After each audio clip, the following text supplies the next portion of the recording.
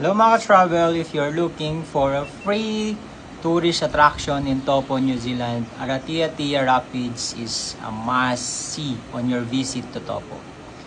Watch the thousands of liters of water rush from the dam gates to transform the peacefully gully into raging rapids. Aratia Rapids is one of the most popular natural attractions in New Zealand's North Island.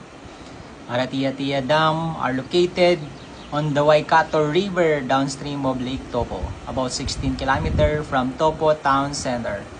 The dam opens 3 times a day in winter and 4 times a day in summer. The whole family will love watching the water gush from the dam and fill the rapids below. A schedule of summer from October to March is 10 a.m., 12 p.m., 2 p.m., and 4 p.m. And for winter, 10 a.m. to 12 p.m. and 2 p.m. There are a lot of viewing points in the area. Parking